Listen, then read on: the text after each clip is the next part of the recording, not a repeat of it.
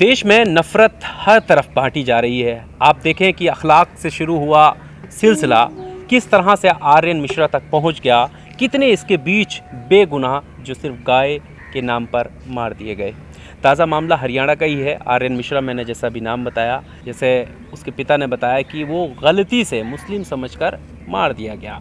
हमारे साथ डॉक्टर शुएब जमई जी हैं, AIMIM के दिल्ली प्रदेश अध्यक्ष हैं, वहाँ पर ये गए भी हैं और उनके पिता से भी इन्होंने बात की है।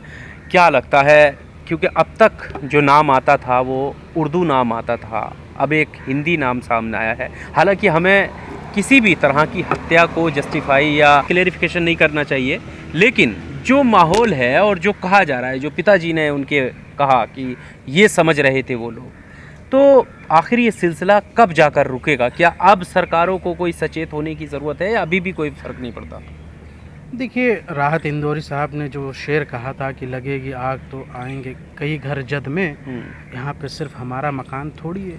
ये जब उन्होंने कहा था तो शायद लोगों को उतना समझ में नहीं आएगा, उनको लगा कि बस तालियां बजाएं। और शायद आज ये एक उस शेर को अगर किसी ने पूरा किया है तो इस घटना ने पूरा कर दिया, चरितार्थ कर दिया।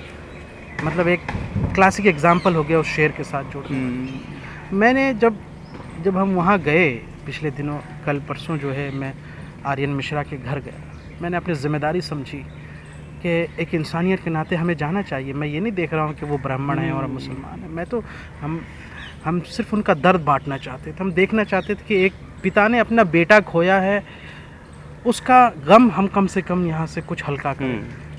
हालांकि कोई भी चीज़ें उसके बेटे को वापस नहीं लेके आएगी, लेकिन जब हम वहाँ पहुँचे तो देखते ही उन्होंने मुझे गले लगा लिया, मैंने भी उनको गले लगा लिया और वो मेरा पैर छूने के लिए आगे बढ़े। हमने कहा ना पैर मत छूइए, मैं आपको गले लगाता हूँ। आपने देखा वो तस्वीर, आप देखें, वो बड़ा भावुक करने वाली तस्वीर थी। उसके बाद उनकी आंखों में आंसू थे और कह रहे हैं मुझे सिर्फ इंसाफ चाहिए और मैं कुछ नहीं चाहता। मैंने ये शेर उनके सामने भी पढ़े, बोला बहुत यही बात है कि यहाँ से क्या उस अनिल कौशिक को मैंने यहाँ से पूछा कि तुमने क्यों उसको, हमारे बेटे को मारा, तो बोला कि नहीं मुझसे गलती हो गया, मैं तो मुसलमान समझ के मार दिया। तो ये बोला कि तुम मुसलमान हो तो क्यों मार दिया? बोलता मैं तो 10 मुसलमान को मार देता तो अफसोस नहीं होता, लेकिन इसका अफसोस हो रहा। आप बताइए क्या मानसिक था। और वो मतलब सियानंद मिश्रा की मैं तारीफ़ करूँगा कि इसने खुलेआम कहा कि नहीं, तुम इंसानियत के दुश्मन हो, तो मुसलमान को भी मारते या हिंदू को मारते, तुम इंसानियत के दुश्मन हो। और कहता है कि इसको फांसी पर लटकाया जाए। वो बाप मांग कर रहा है। लेकिन सबसे बड़ा शर्मनाक बात ये है कि उन्होंने मेरे सामने जो बातें कही हैं ना, मुझे बड़ा ये लगा कि कैसे हिंदुत्वा हैं, किस तरह की सरकार है। एक बेटे का, एक बाप का दर्द बांटने के लिए सरकार का एक आदमी तक नहीं पहुंचा। उसका मुआवजा तो दूर, एक फूटी कौड़ी नहीं। उस पिता से मिलने के लिए सियानंद मिश्रा यानी आर्यन मिश्रा के बाप से मिलने के लिए भाजपा का कोई नेता नहीं आया। 8 दिन हो गए इस घटना को, एक बीजेपी का मंत्री, एक नेता उनसे तक मिलने नहीं आया, कोई कार्यकर्ता तक मिलने नहीं आया। मुआवजा तो दूर की बात, गरीब परिवार है। और जानते हैं वो परिवार कहाँ का रहने वाला? अयोध्या का रहने वाला है। तुम अयोध्या हार गए तो यहाँ से भूल गए तुम अयोध्या को। अयोध्या का रहने वाला परिवार अपने बेटे के साथ इसी फरीदाबाद में वो रहते हैं, बड़े बेटे के साथ। और ये छोटा बेटा आर्यन उसके स्कूल में पढ़ता है। उसके बाप ने पूछा अनिल कौशिक से कि तुमने अगर गलती से मारा तो दोबारा जा करके यहाँ से उसके सर में गोली क्यों मारी? ये बहुत बड़ा षड्यंत्र है सर, बहुत बड़ा षड्यंत्र है। इस पर जांच होनी चाहिए कि यह क्या हरियाणा के इस राजनीति में खेला जा रहा है, या क्या इसमें कोई किसी को मोहरा बनाया जा रहा है, क्या है। बहुत बड़ी साजिश लगती है मुझे, और इसलिए हमने CBI केस जांच की इसमें मांग की है। और फ़ौरन कम से कम उनको यहाँ से मुआवजा तो मिलना चाहिए। अभी हम बातचीत कर ही रहे थे, वो बात करके उसके बाद किसी और एक CPI के नेता आई, उनसे वो मिलने लगे और फिर कुछ मीडिया के साथी थे, उनसे वो बातचीत करने लगे। इतने में मैं उनके परिवार के कुछ 1-2 लोग थे, उनके बेटे और उनका भतीजा, उनके साथ मैं कानूनी कार्रवाई के लिए चर्चा कर रहा था कि भाई आपको कौन सी वकील की ज़रूरत है या हम देंगे। मैं वही सब डिस्कशन कर रहा था कि भाई आपको कानूनी सहायता की जहाँ की ज़रूरत या आपकी फंडिंग कराने के सिलसिले में ये बातें कर रहे थे। इतने में अचानक जो है वो हमारे पास में बगल में जो चारपाई थी वहाँ आके वो लेट गए। अब वो लेट गए और लेटे लेटे यहाँ से वो कहने लगे कि हमको इंसाफ दिलाइए, हमारा ये हो गया। तो वो कुछ कहने की कोशिश कर रहे थे, इतने में खांसना उन्होंने शुरू कर दिया ज़ोर से। मैंने फ़ौरन कहा कि भाई बाद में बात होगी, पहले उनको पानी पिले। अब मैंने पानी पिलाने के लिए उनके पास गए हैं, फ़ौरन कह रहे हैं मुझे सांस नहीं आ रही। मतलब अचानक से ऐसी स्थिति बन गई, आंखें उनकी निकल रही है, पूरा शरीर टाइट हो गया। मैंने यहाँ से फ़ौरन मैंने कहा कि एक इंसान के लिए क्या होना चाहिए। हमने फ़ौरन उनको CPR यहाँ से देना शुरू किया। अपने साथियों से कहा कि उनके हाथ रगड़िए, और ये सब करने के बाद उसको जब स्थिर हुए तो मैं अपने खुद हाथों से उठा करके आर्यन मिश्रा के पिता को तीसरे फ्लोर से लेकर नीचे आया हूँ और अस्पताल पहुँचाया। वहाँ जाने के बाद पता चला कि उनका BP इतना लो हो गया था और खाना नहीं खा रहे थे 6-7 दिनों से वो, और उसका एक असर था, और इसलिए सांस जो है रुक रहा था उनका, और बॉडी मतलब हार्ट जो है यहाँ से पंप नहीं हो पा रहा था सही से। वो तो CPR देना और सही समय पर अस्पताल पहुँचाना फ़ौरन, वो डॉक्टरों ने बहुत शुक्रिया कहा कि भई आप जल्दी ले आए हैं। बहरहाल अब उनकी हालत बिल्कुल स्थिर है, सही है, लेकिन इतना गम है, इतना मेंटल डिप्रेशन में है वो।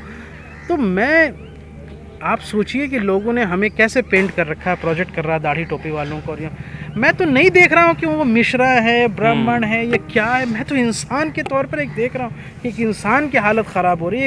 एक बाप ने अपने बेटा खोया है, मैं उसके लिए गया हूँ, मैं ये समझने के लिए गया हूँ कि ये क्या है यहाँ पे, क्यों नहीं लोग इनकी मदद कर रहे हैं। हालात बहुत बुरे हैं, इसलिए समाज को समझना चाहिए कि भाई आप कितना नफ़रत फैलाएंगे, उस नफ़रत की आग में खुद भी आप झुलसेंगे, और ये एक बेटा झुलस गया है जितनी आप नफ़रत बोएंगे। आपने देखा, ये तो हरियाणा का मामला था। महाराष्ट्र में बीजेपी विधायक वो कह रहे हैं मस्जिद से निकाल कर मारेंगे। ये जो टिल्लू है ना, ये टिल्लू ये तेरे साइज का है, इतना साइज का, इतना टिल्लू, इतना बोलता है।